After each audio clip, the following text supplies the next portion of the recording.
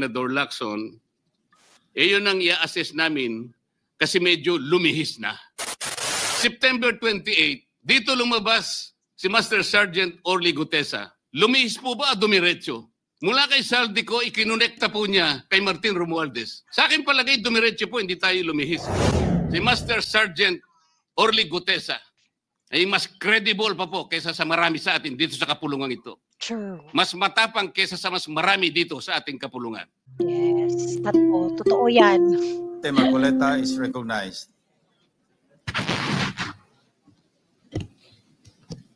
Marami pong salamat, Mr. President. Ako po ay tumatayo ngayon para sa isang usaping pampersonal at pangkalahatang pribilehyo. Ginoong Pangulo, ang gulo-gulo na po natin. Ito pong huling pagdinig sa Blue Ribbon Committee na kung saan ay lumabas po ang isang testigo na nagngangalang Master Sergeant Orly Gutesa. Ako po ay nabansagan na kulang po sa kortesiya. Para sa akin po ay hindi po tama na nagpapasaringan po tayo ng ganun. Iisa po ang ating layunin.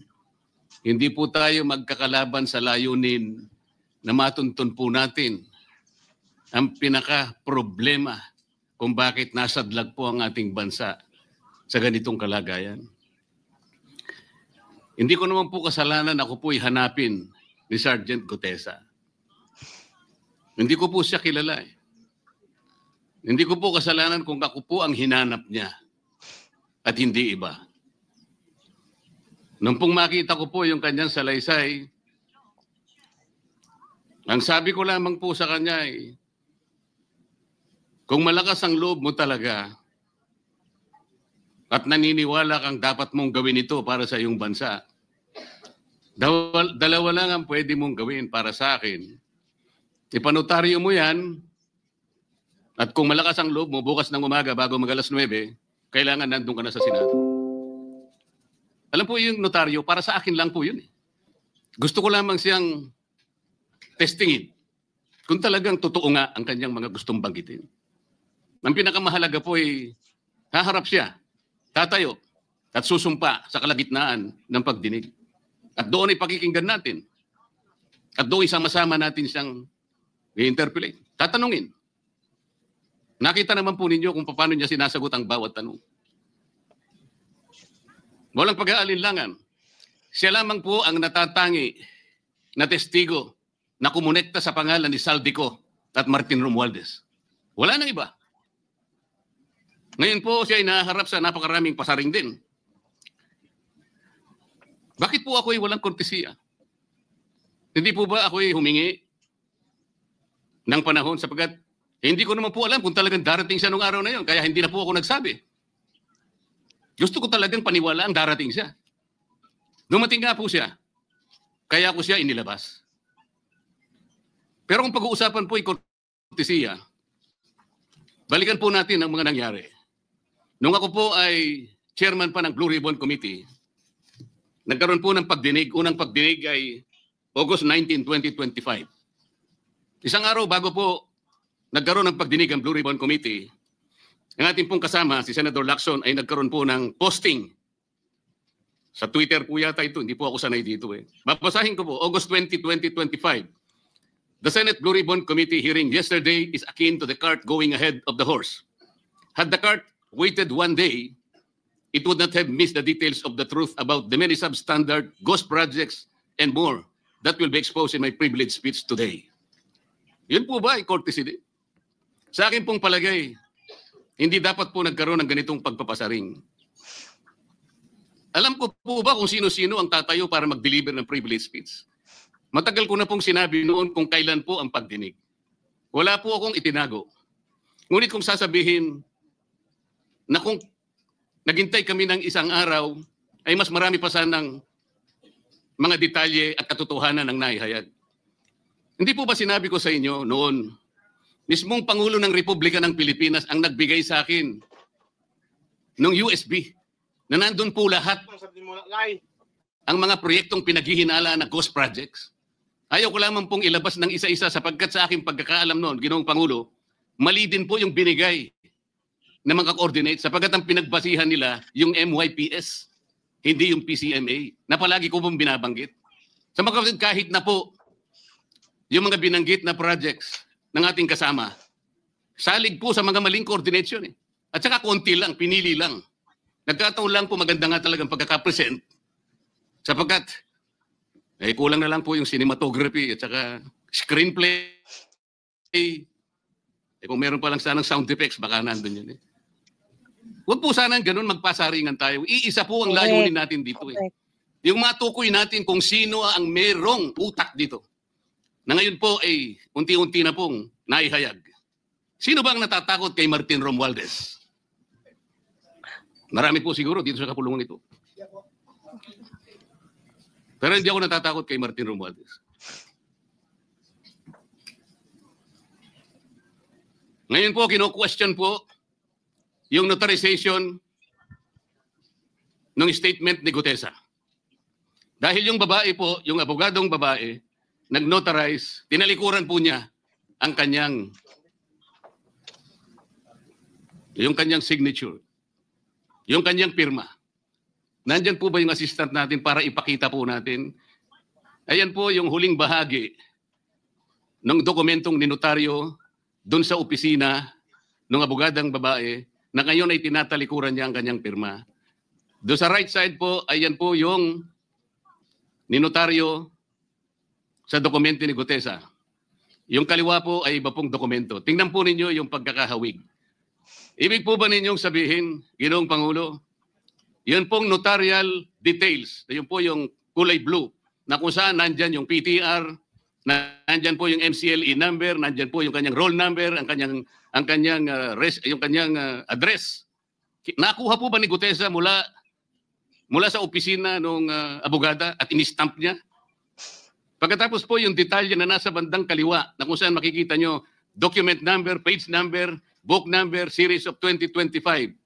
Makukuha po ba ni Gutesa mula sa libro, mula sa notarial register ng abogado? Paano niya makukuha? Tingnan po ninyo yung kabila, ganun din. Bakit po natin hahanapan ngayon si Gutesa at sasabihin pa natin dahil lamang tinalikuran ng babaeng nagnotaryo ang kanyang pirma? Pangkaraniwan na po kasi, Ginoong Pangulo, kahit pumunta kayo sa maraming lugar na kung saan nagnotaryo, hindi nyo po makikita roon ang abogado. Iabot nyo lang sa kanyang papel ninyo. Pagkatapos, isosoli niya sa iyo pagkatapos niyong magbayad. Itatanong po ba ni Ginoong Gutesa, bago siya umalis, tatanungin po ba niya doon sa babaeng kausap niya kung sino man yun, Madam, kayo po bang may pirma nito? Wala pong ganun eh. Ngayon, kung tatalikuran po ng abogado na yon ang kanyang pirma, ako na po mismo ang magdidirect ng prosecution sa kanya para ma-disbar siya. Sapagkat ginagamit po niya yung opisina na yon. Pakita po ba natin, pwede po natin ipakita yung opisina, yung kanya, ayan po yung kanyang lugar.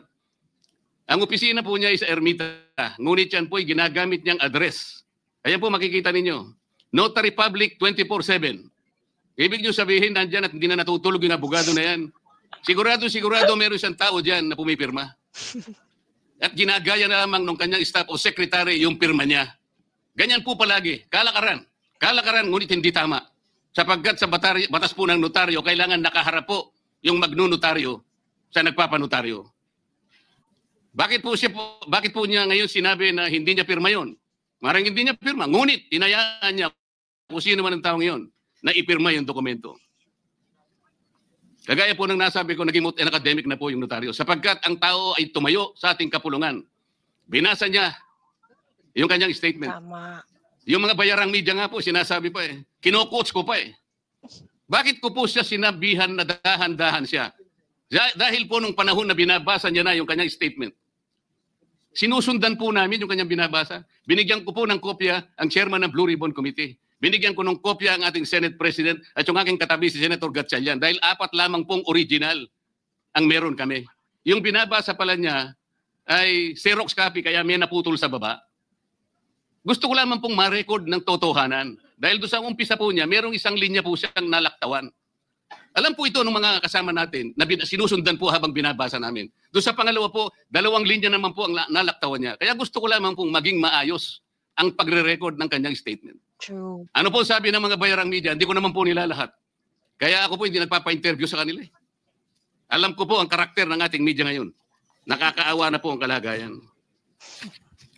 Binanggit na po ng dating Senate President ang nangyari do sa statement ni Diskaya. Siya ang kauna-unahang nagbigay ng statement na kung saan binanggit ang 17 congressmen. Ngunit nakakapagtaka. Hindi na po natin tinutuntun yung 17 na yon. Kagaya na nga sinabi ng Senate President, napupunta na, natutuon na yung pagtuntun sa mga kasama natin dito. Bakit po? Natatakot ba tayo kay Martin Romualdez? Siguro po, yung iba sa inyo natatakot. Ginoong Pangulo, naghalo na po ang balat sa tinalupan. Bakit po? Ngayon ko lamang po nakita sa pagdinig ng Blue Ribbon Committee. Nandun po yung Justice Secretary. Hindi pa po natin natatapos tanungin yung respondent, yung resource person, na tayo po ang merong legal and physical custody. Hindi ko maintindihan kung bakit dadalhin niya sa kanyang opisina at pagbalik niya, meron na siyang supplemental affidavit. Di ba? Ano po ba itong nangyayari sa atin? Meron na ba tayong alituntunin? Meron na ba tayong agreement sa pagitan ng DOJ at ang ang pag-imbestigang ginagawa natin sa Blue Ribbon Committee? Hindi ko na po maintindihan kung ang Blue Ribbon Committee is the investigative arm of the Department of Justice. Ang sabi ko po nung nasa ikalimang pagdinig pa lang tayo, sapagkat nakikita ko na po ito, kaya po naghangad pa ako sa ating chairman no na sana'y paraanin niya ako, meron lang akong gustong isang guni muna at pag-usapan sana muna. Eh, hindi naman po ako nabigyan ng pagkakataon kaya nagkaroon pa po ng konting sagutan doon. Ito po yung gusto ko sanang ayusin muna, pag-usapan muna natin. Lalong-lalo na po ang kaugnayan natin sa bagong tatag na ICI, Independent Commission on Infrastructure. Ano po bang ugnayan natin dito? Hindi po ba tayo mag-uusap muna? Hindi ba tayo gagawa ng regulasyon muna? Meron po tayong mga doktrinang isinasaalang-alang. Nasaan na po ang institutional boundaries? Nasaan na po ang separation of powers? Nasaan na po ang system of checks and balances? Di ba natin isasaalang-alang ito? Dadalawang tao lamang po ba ang mamamagitan sa pagitan ng mga institusyon na ito? At mawawala na po kami sa picture? Are we supposed to be kept in the dark, Mr. President? Yung po, kung mo ba sinabi ng ICI na isa sa kanilang mga poder, kapag ka nag-request po sila, makakakuha sila ng impormasyon sa House of Representatives, sa Senate, sa Korte, sa Sandigang Bayan, at kahit sinong otoridad. Ibig ba sabihin wala na tayong opsyon na tumanggi? Kailangan po natin pag-usapan muna yon. Ang nangyayari po, sabog-sabog na po eh. Baka nga yun ang isang dahilan kung bakit nag-resign po yung advisor na si Mayor Magalong ng Baguio. True. Yung pong mga pasaring, ito po yung nakakapagbigay sa atin ng hindi naman kailangang pag-aaway-away o pag-aalitan. Hindi po maganda sa ating panig ito. Tingnan lamang po natin yung interview sa DCMM ng ating kasamahan, chairman ng Blue Ribbon Committee, ng mga host ay si Victoria Tulad at si Christian Yosores noong September 28, 2025. Ang tanong po nila, ilang hearings pa ang nakikita ninyong gagawin ninyo? Ang sagot po ng ating kasama, Senator Lacson, yun ang hindi ko pa masabi. Dahil kung may bagong lumalabas na mga testigo at masustansya yung sasabihin, meron pang mga kakulangan na dapat na mapunuan, magtawag tayo ng pagdinig. Tama naman po yun. Pero ito pong pangalawang saknong, ang sabi po, pero kung paulit-ulit lang at masa-sidetrack o kaya palihis yung direksyon ng inquiry, yun ang i-assess namin kasi medyo lumihis na. Ano po yung lumihis? September 28, dito lumabas si Master Sergeant Orly Gutesa. Lumihis po ba o dumiretso? Mula kay Saldico, ikinonekta po niya kay Martin Romualdez. Sa akin palagay, dumiretso po, hindi tayo lumihis eh. Pagkatapos tinanong pa po, do you think po, coach po si Gutesa? At iba pong observation baka si Senator Rodante Marcoleta dahil parang sinabihan siya nung nagbabasa siya. O nalimutan mo, balikan mo itong paragraph na ito. Naipaliwanag ko na po kung bakit ko lamang sa sinansala at sinabi kong balikan mo sapagkat meron nga po siyang nalalaktawan base po sa sinusundan namin na binabasa niya na dokumento. Ang sagot po ni Senator Lacson, medyo natawa pa nga siya, kayo nang humusga sa lahat ng yan, tayo nag-viral na. Siguro, ang sasabihin ko na lang, yung hula nyo, yun ang hula ko. O hula ko, hula nyo. Parang your guess is as good as mine. Hindi po maganda yung inference eh. Correct. Parang lumilitaw, kinotes ko eh. Correct. Bilang isang abogado, magmula po nung Normal ako'y pa maging red abogado, flag zone. niinisip hindi ko po ginawa yung mga bagay na ito. Abnormal eh. Hindi kasi Kumisa nga, abogado eh. Hindi na abogado, sila pa yung nagsasabi eh. Katulad po ni Saldico. Ang sabi ko lang naman po eh, matunog na yung pangalan niya. Napakaraming sources sa nagsasabi, kumukonekta sa kay Saldico, pwede ba natin siyang imbitahin? Ang sabi po, hindi na raw siya imbitahin because of interparliamentary courtesy. Ang sabi ko po, ang interparliamentary courtesy hindi po nalalabag kung iimbitahin lang siya. Halimbawa, invitation letter lang. Correct. Nagawa ko po yun kay Congressman Toby Chanco. Voluntaryo po yun. Kung darating siya, salamat. Kung hindi siya darating, okay lang. Ngunit, ang pinag-uusapan natin ay problemang kasangkot na po ang kinabukasan ng ating bansa. Sasabihin ba natin interparliamentary courtesy? Correct. Nakikinig po ang buong bayan. Tatakpan po ba natin ang dahil sa interparliamentary courtesy?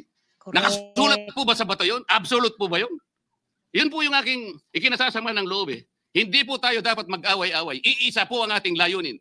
Ang ating bansa ang pinaka-importante sa ating lahat. Yung layunin Bakit nila po iba. kinakailangang ilihis natin? Bakit po tayo gagawa ng paraan para pagtakpan po natin ang hindi dapat pagtakpan? Ginoong Pangulo, ngayon po ay masasabi ko, si Master Sergeant Orly Gutesa ay mas credible pa po kaysa sa marami sa atin dito sa kapulungan ito. Yeah. Si Master Sergeant Orly Gutesa, mas matapang kaysa sa mas marami dito sa ating kapulungan. Maraming True. salamat po, Ginoong Pangulo. Thank you, Senator Marcoleta.